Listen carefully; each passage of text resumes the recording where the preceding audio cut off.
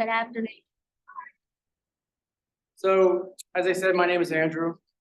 Believe it or not, I was in your position 30 some years ago. I was lost. So I was put into the home.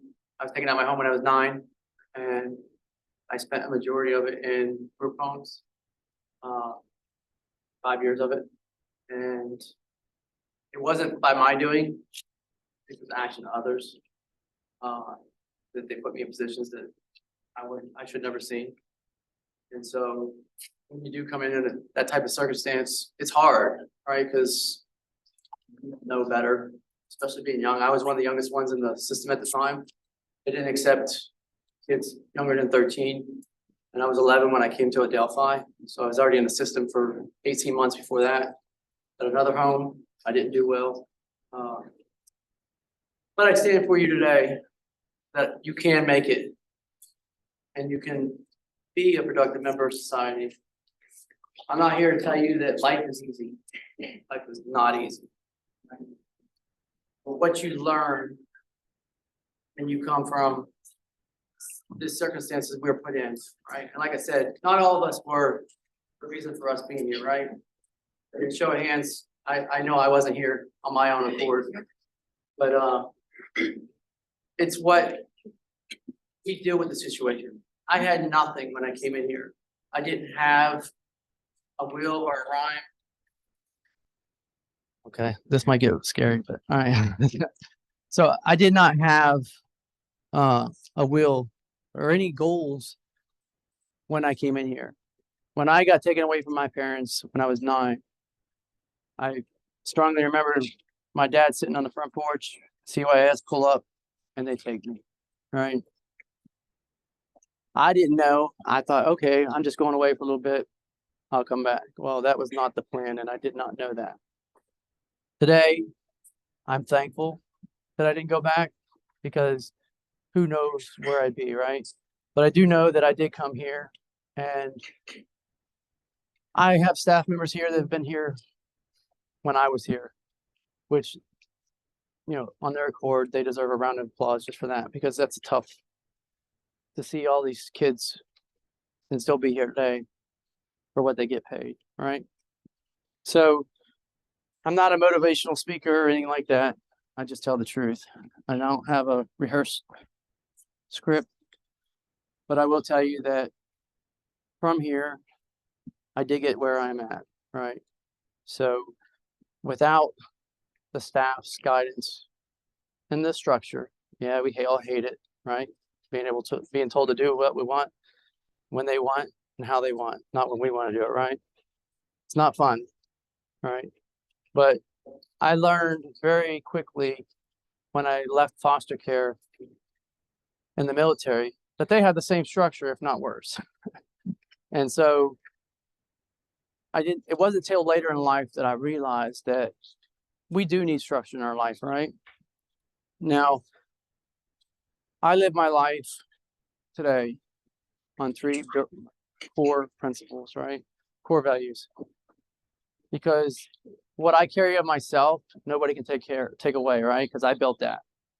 Whatever I portray to you is truly me. I respect people. It doesn't matter who you are, where you come from, how you put your shoes on, or whatnot. Because there's always somebody that's been worse than you, right? You never know what somebody's going through. I'm always kind to everyone. There's a lot of people in this world that are mean, very mean, right? And I think that's where we're going wrong. If we're kind and we care, we don't necessarily have to like people, right? Or like their actions, but you do need to be kind and respectful. And the other one is honesty, accountability, right? We all mess up. I make mistakes all the time. I know I'm standing up here, right? But I do make mistakes. I'm not perfect, even in my job today. I work for a college back in Maryland. I work with what normally would be college students, right? After this. Now we're getting kids in there from high school. So now we have kids from 9th grade all the way through 12th grade. And I see every different level of development. I fix things. I'm not a teacher. I'm not a, you know, a counselor or anything like that. But as I get older, I reflect on what people did for me, right? And I have people here that spent their time getting paid pennies, right? Because I toyed with the idea of maybe becoming a counselor. Then I looked at what they got paid. How do you live on that, right?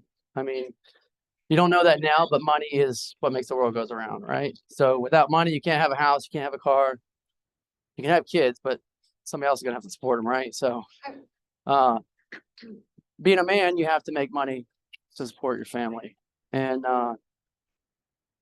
that was always my drive, was to be successful. I've had failures in my life. I've had setbacks. I'd lie to you too. I'd be lying if I sat up here and said my life was perfect, right? Because what y'all are dealing with, parents are dealing with their own kids out there in the real world, if not worse. I mean, because when I grew up, kids were different. Nowadays, we're suffering from a mental health crisis, right? Where we don't know how to deal with our problems in the right way. So when I say if you can do these three core values of respect, kindness, honesty, ownership, you can make a difference in this world, right? You don't have to be smart to be respectful. You don't have to be smart to be kind. You don't have to be smart to be honest. All you gotta do is be yourself, right? It doesn't take much, but people are willing to help you more if you're that person. Okay. If you're somebody that's rude and mean, it's hard to help somebody that's rude and mean, right? I mean, if I come up and I start yelling at you, your instant reaction is you want to yell back, right? I know mine is, but I have to sit back and say, I can't do this. I need to be the bigger person, right? Because if I kill them with kindness, they're gonna think twice. They're gonna like, well, I didn't get the reaction I wanted, so now maybe I was wrong. You know, you might make that difference in somebody just by thinking before you react. Are they, even if they're doing wrong, which 99% of the time if they're yelling at you, they're doing wrong, right? Because there's no reason to yell at somebody. You can treat somebody with respect and still get the same point across. Now, again, I've been here for, I don't know, I was here for 3 years in a group home with Delphi, and then I went to foster care. I think because it took me so long to get out of here because I didn't have a plan, right? They told me I was never going home. So I'm stuck in this home with 15 other boys that I can barely get along with, right? Because I'm younger, and the age difference is so big, and I'm a little hellion on wheels. I have ADHD. They're trying to pin me down. They're trying to make me do structure. And it took an adjustment. But I think what opened my eyes for me was, and I saw the young lady today, and it moves me because I remember when there was that kind of kindness in this world, where she took me to her home on Christmas when other kids got to go home and stuff, and I was in a group home. She came and took me on a respite to her house, bought me presents, and took me to her family to have a meal with them.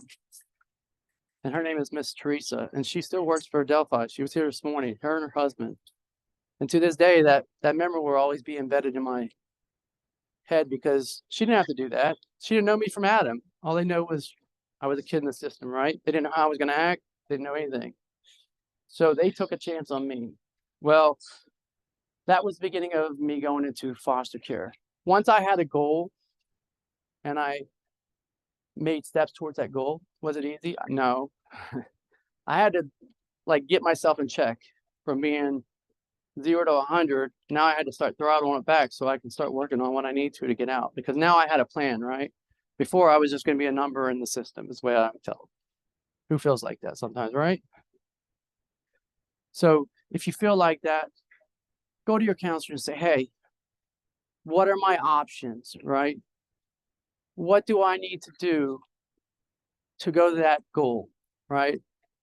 And I'm not saying you're going to count, I'm not saying you're going to, accomplish that goal in 30 days. It may take you a year like it took me.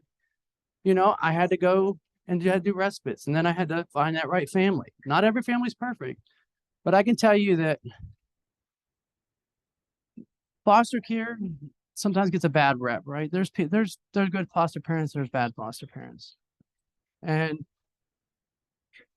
nobody likes roles.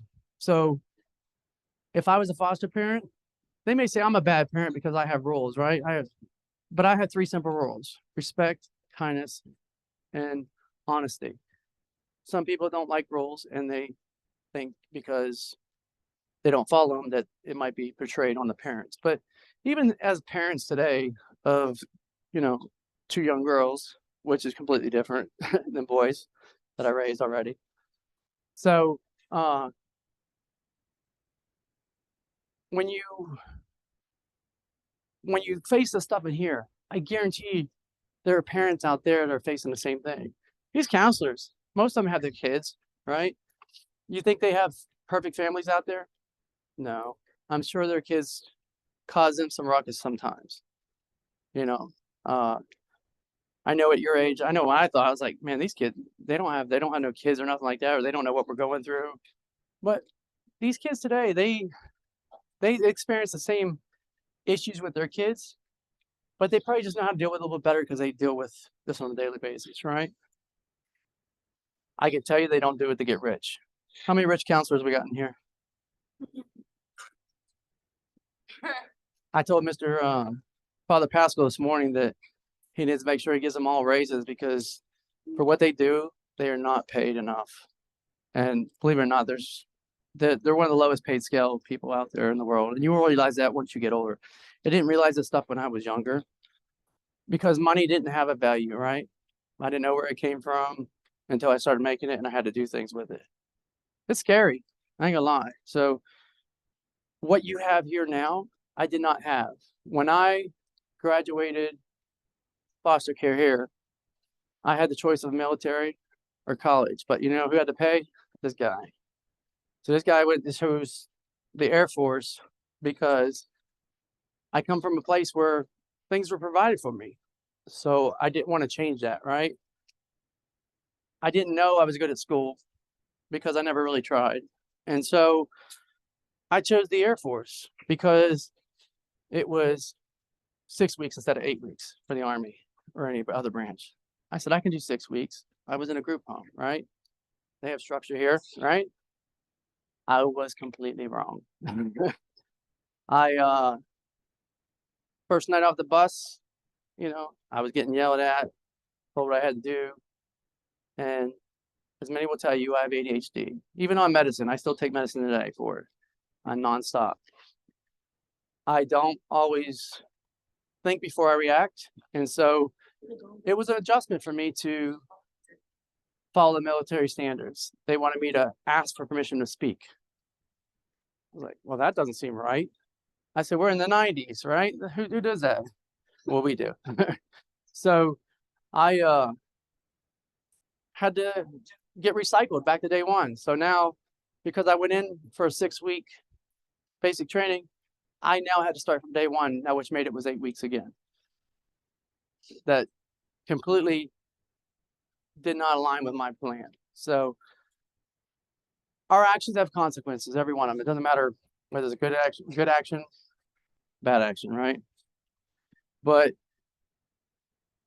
what you learn and how you deal with these here, and I see a lot of young kids, even in the college, right? And I feel for them. I feel for you. I feel for y'all, all right? Because I've been here. I feel this, and it's not easy. But you gotta find the outlet, and you just gotta listen. You know, staff are not always right, but they do know how to deal with certain situations. I mean, they go to school for this stuff, right? It doesn't mean it's the right thing for every situation, okay? And every person, because every individual is different. You can put these 15 staff in the same room, and I guarantee they won't have the same technique because everybody's different. That's just how we're built. We're built as humans, right? So, like I said, life is not easy. I'm not telling you life is a bed of roses, but it's how you deal with your actions or the things you're dealt. You can either choose to go one route or get locked up or whatnot. I will tell you that my biggest fear was jail. That kept me out. That kept me to a certain level, right? Because I knew I didn't want to come back to a place like this, right? And I knew jail was a lot worse than this, because there you get a lot worse, right? And then not only that, you have to watch your back. Whereas you're kind of safe here. I mean, you have people looking out for you 24/7. When those guards come in there, they're just there to babysit you, right? So they don't really care what happens. Because I work with a retired correctional officer now, and he tells me the stories that he's had to deal with just in a county jail. And but how I stayed out there was, making the right decisions. Did I always make the right decisions? Absolutely not. But I did try to stay true and honest to everything I did. Like I said, I do work at a college, and there's a lot of people that know me. I don't teach classes, but a lot of people know me just because I'm kind and caring, and I do care about people. Doesn't matter who you are. I'll ask you if you're okay. Hey, how's your day? What can we do for you, right? But if I can ask 3 things for you to remember before when you leave here, I want you to take the fact that I understand not all of you put yourselves here, right? And I emphasize with that because that's a bad card. And we trust the people that put us here, that they weren't supposed to do that as kids. We don't know better, right? So we have to pay for some of their crimes too, in a way that we're not supposed to. And I will tell you, I was abused, and I had to go through years of counseling, intensive counseling.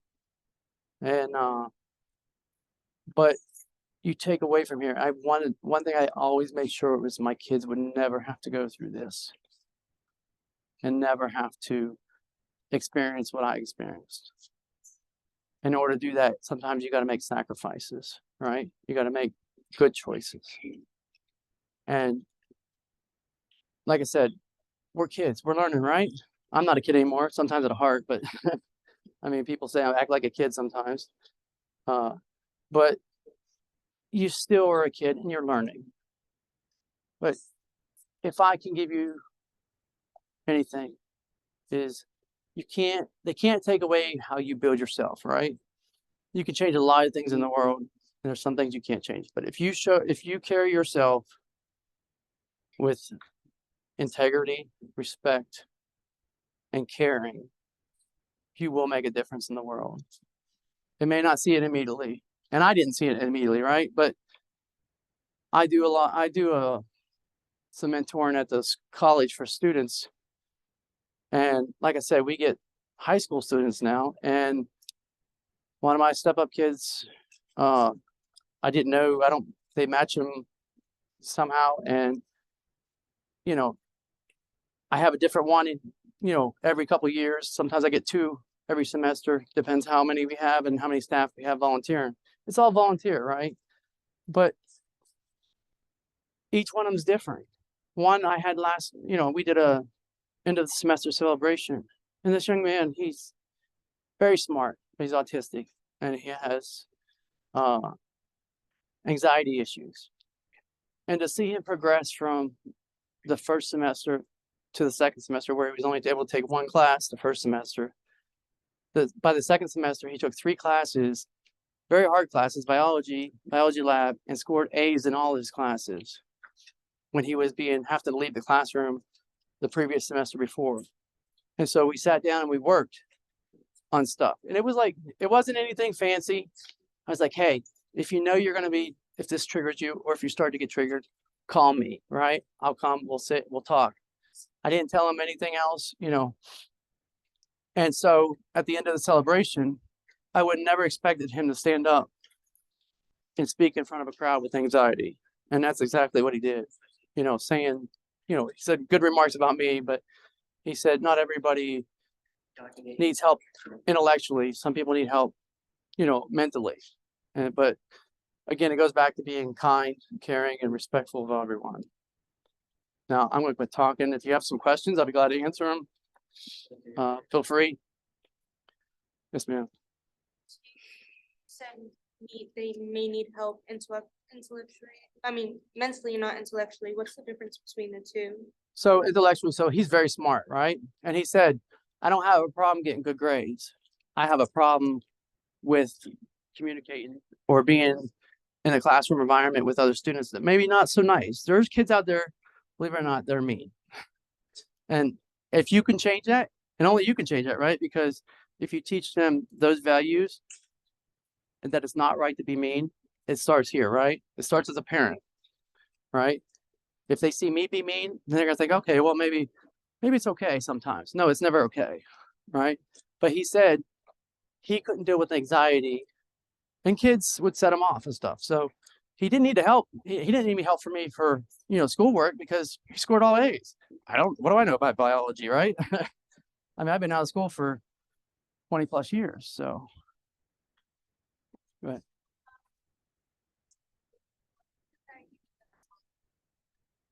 So I am an electronic technician.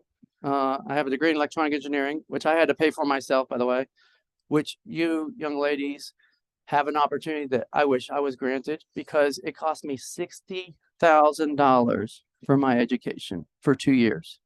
6000. I had to pay every penny of that back plus interest for 15 years. I made a monthly payment. You girls get the chance to go to college, community college, for free for 2 years. You can walk out of that college with a degree equivalent to mine for free. All right. You may not know money now, but you will know money then because it is expensive. But I work on anything electronic in the campus, fire alarms, elevators, cameras, door access, all your locked doors here, stuff like that. I fix and repair all that stuff. What what's the hardest part about the airports? Like you said that it was adjustment period, but like what was like if you had to say the top hardest thing about the Air Force? So I often think about this, about what had I been able to do. So I have ADHD. I had to come off my medicine for a year before I went to the Air Force. You weren't allowed. Nowadays, I think it's changed, right? But back then, you couldn't be on that kind of medication and be into the Air Force. And so I relied on that medicine all these years to help me. And when I came off in my senior year, I saw the decline, right? Because I wasn't paying attention in class. I was, class clown, whatever. And in the Air Force, you have to do things when they say and only when they say, right? So if I was to come up to you and have a conversation, I'm not allowed to speak until I say, sir, Airman Detwell reports his order, sir, or ma'am, sir, Airman Detwell reports his order. Until they give you permission to speak, you aren't allowed to speak. ADHD, sometimes you speak before you think, right? And that's where my problem was. It wasn't I was like a bad kid, right? I say that, but I probably wasn't the greatest, but I didn't do anything other than blurt out or something like that. And I thought I was a clown. I learned you can't be a clown in the Air Force either, not in basic training at least. Maybe later on, but so that was my downfall. Had I been able to stay on my medicine or found a way to control that, I think I would have been all right, right? Because I was able to do the physical stuff. That wasn't the problem. It was the, thinking before I act thing. I'm still on my medicine today. Sometimes, people can get off of it. I was off it for several years. I've definitely developed more being back on my medication. So medication is not a bad thing when you find the right one. So, all right. So we're about to wrap it up. So any other questions real quick? Go ahead. How was your experience like in the job? Like when did you like? Okay, no, let me change my question. Okay, how did you feel like when you got out of Adelphi? When I got out of Adelphi, I went to foster care. I was like, oh, yes, this is freedom. Oh, no, that was freedom. You dealt with a different set of things. Like, so I wasn't in a school district. I had to go to I went to public school. That was a change, right? Because I hadn't been back in school district since I was 4 years old, or since I was in fourth grade, fifth grade. But so that was the biggest adjustment, and that's where I struggled. But Was it better for you to be in a foster community? yes. So once I got the opportunity to go to foster family, it's tough to find foster families that want kids my age, right? But I think then I was around 14, 15, and it was tough. So it was a lot better. I mean, you still have rules and stuff, right? And it's just different rules. Like you don't have the constant there. And that's where you need to like learn that yourself, to learn when to do things and not to do things and what's right and what's wrong. And that's what you're doing here. You have to work towards that, because just because you go to foster care doesn't mean you're released to the public, right? I mean, you are in a sense, but you still have rules and stuff you have to go through counseling. I went to counseling Tuesday and Thursday every night of the week, even in foster care. Oh, go ahead. Did you ever reunite with your birth parents? Like, Excuse me, I'm sorry. did you ever like reunite with your birth parents at all? So before I went to the Air Force, I had to go have my dad sign a paper that says I was allowed to go because I was 17 when I enlisted. I did not see my dad for 6, 7 years after that. And when I was 23, he killed himself. So I just started talking to him then. My mom I had seen, but I never really communicated with, and she passed away 2 or 3 years ago now, and I did not go to her funeral because we just weren't there. Like somebody that treats you and puts your kids in that kind of predicament, being an adult. God says forgive and forget, right? But you can forgive, but you'll never forget. And so I was always guarded. And so it's not like she never really made the effort for me, so I wasn't going to put any extra effort in there. And so I learned it was probably best I didn't go back there, because I am the man I am today, because most of my family is up here still in Pennsylvania, and they live off the system and, you know, all that stuff. So, all right, go ahead. Do you think it's like hard to like adjust to a foster home?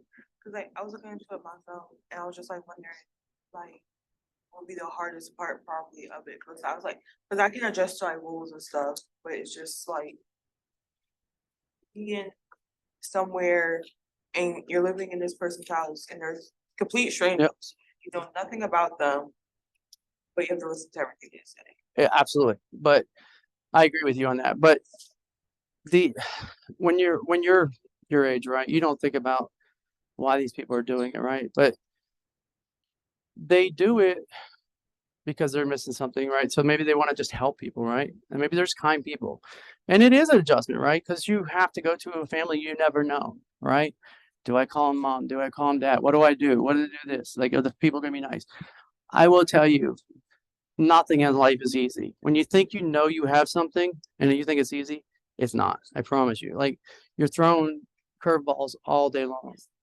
Like even in a field that you work in, when you think you've got it mastered, you'll get that curveball from, out of left field or something like that. So, All right, girls, I hate to take them away, but your next speaker is here.